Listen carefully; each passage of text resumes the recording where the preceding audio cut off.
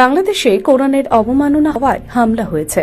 পশ্চিমবঙ্গের মাটিতে দাঁড়িয়ে এমন সাম্প্রদায়িক কথা বলে উস্কানি দিলেন আব্বাস সিদ্দিকী।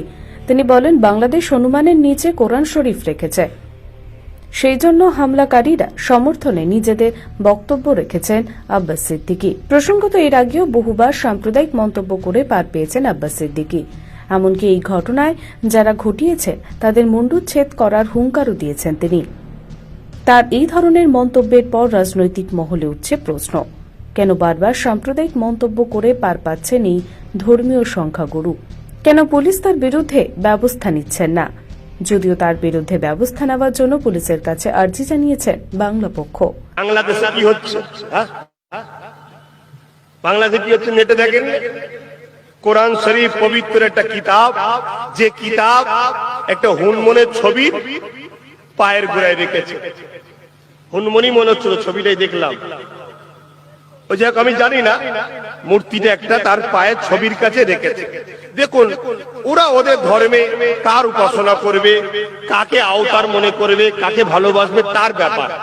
গরুকে পুজো করবে কি, হনুমানকে পুজো করবে কি, কাকে হাঁসকে পুজো, সেটা তার বিশ্বাস।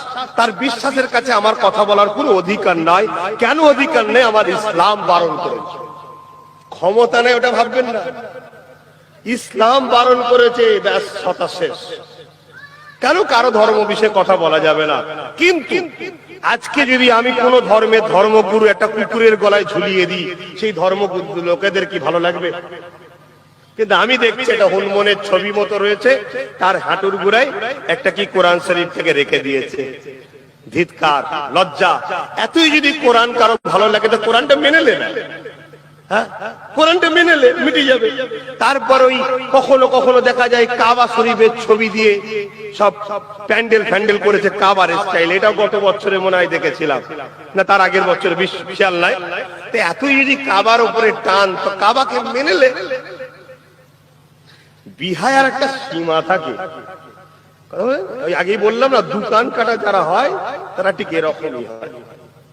বিহায়াদের একটা সীমা, এই তো বিহায়াত মানে যে লিমিট আছে, লিমিট ক্রস করে চলে গেছে। কিন্তু দুঃখের বিষয় কি, সেইখানে দেখো যারা এইটারতে অন্যায় হচ্ছে বলতে গেছে, তাদের উপরেই জুলুম হচ্ছে, তাদের উপরই অত্যাচার হচ্ছে। এখনো কি তোমরা বুঝতে পারছো না? পৃথিবীতে একটাই জিনিস চলছে, সত্য ধর্ম ইসলামকে মিটাবার ষড়যন্ত্র চলছে। আর সারা পৃথিবীকে নিয়ন্ত্রণ করছে আমেরিকা নয়, এখন নিয়ন্ত্রণ করছে ইসরায়েল। ওখানে বসে আছে দাজ্জাল, কানা, এক চোখো, বুঝতে পারছেন না? নিয়ন্ত্রণ। কিন্তু কারো ধর্মকে ভাবাবেগে আঘাত দিয়ে নয়, ঠিক না বেটি?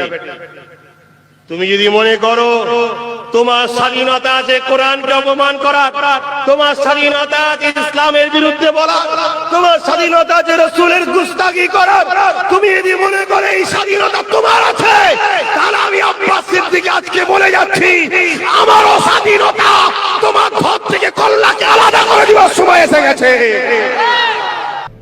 ব্যুরো রিপোর্ট, দৈনন্দিন।